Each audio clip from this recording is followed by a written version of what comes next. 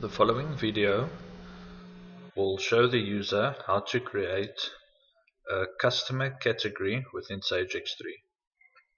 To do this, the user can navigate to common data in the left list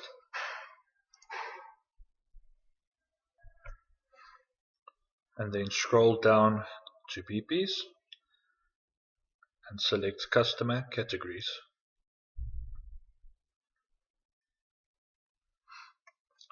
The customer category screen will then be displayed. The user will see all customer categories that have been created would be displayed within the left list. And when you select one of these customer categories, its details will be displayed in the details section. To create a new customer category, the user can click on New from the right list. A category code can be entered and then tab out of the category field and enter a description.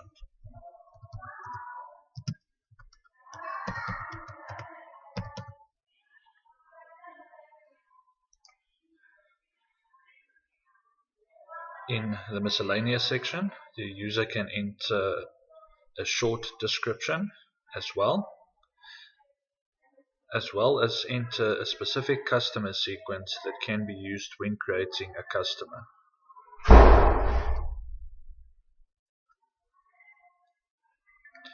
In the general characteristics section, the user can enter the country of the customer category, the language, the currency, customer type will be a drop down, which will be either a normal customer or a miscellaneous customer, and then rate type we will select as daily rate. So we've got statistical groups. So 5 statistical groups can be entered. And then we've got the credit section.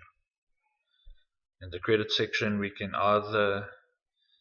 enter an authorized credit limit, and then we can select either check, no check or hold. So the authorized credit, if an authorized credit then is reached and the hold has been selected, there can be no sales done to the specific customer category. If we select no check,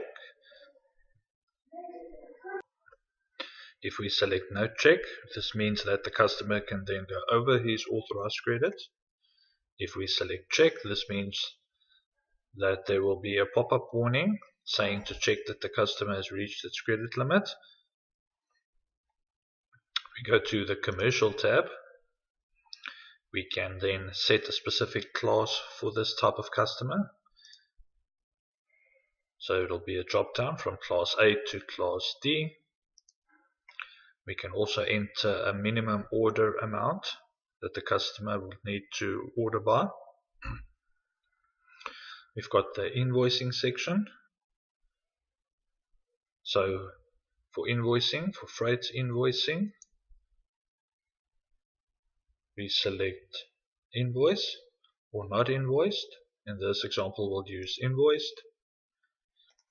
Invoicing mode, we've got the drop down and it'll be on shipment, one shipment, one closed order, one ship to, one period. So these are all different ways of when we'll be able to invoice the specific customer. So we'll select one shipment.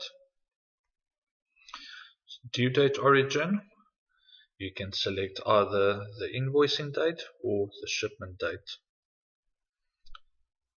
We've also got the partial delivery. So is partial delivery allowed, or ship line completed? Will it be the entire line of a sales that needs to be shipped, or ship order complete? Does the entire sales order need to be shipped? The price amount type will be excluding VAT because no VAT will be applied. We've got the sales rep, so we've got the commission category. So different categories can be set up, category 1 to 3, and then 2 different sales reps can be added to the specific category. If there is specific discounts that the customer will be able to receive, we can enter it in the discounts and charges. So we've got discount percentage, freight charges, or insurance charges, and we can enter those amounts. On the financials tab, we will then be able to enter an accounting code. So as with all of the current setup that has been done, and for this example, we will use STD, which is then the standard customer accounting code. And then for the tax rule, for this example, we will enter no VAT, as no VAT will be applied to this customer category. Then we can enter payment terms as to how the customer is going to pay. For this example, we will use cash.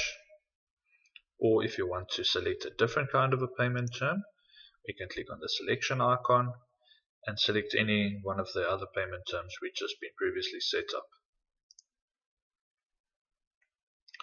If there is specific analytical dimensions for this customer category, we can then enter these analytical dimensions in the grid below. So we can enter specific profit center, department, project, or employee. If we click on the selection icon, we can then select any one of the analytical dimensions which have been linked, and then we can go to the Deliveries tab, and here for the specific deliveries we can enter 2 different sales reps if needed. For reports, we can have a picking ticket if this is utilized, and then as well as a delivery note if this is utilized.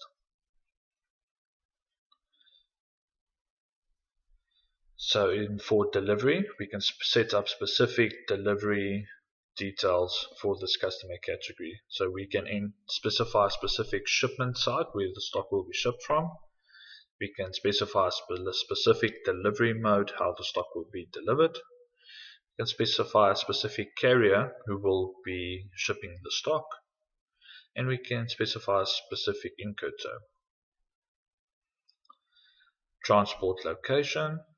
This will be a drop down. So is it either domestic, other EU, or outside EU? So these are the general details you would need to enter when creating a customer category.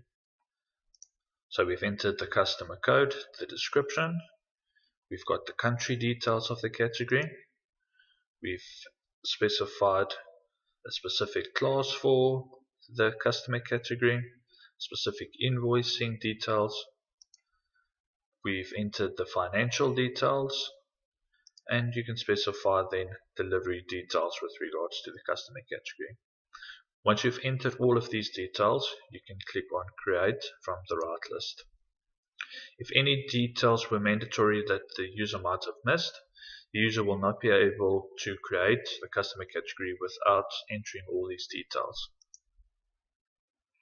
So the customer category is basically pre-set up, because when creating a customer within Sage X3, we will then select the customer category and it will default all of these details that you have entered to the customer that will be created. This we will explain in creating of a customer in the following video. So to go back to the customer category or back to the navigation page, click on Close Page to go back to the navigation screen.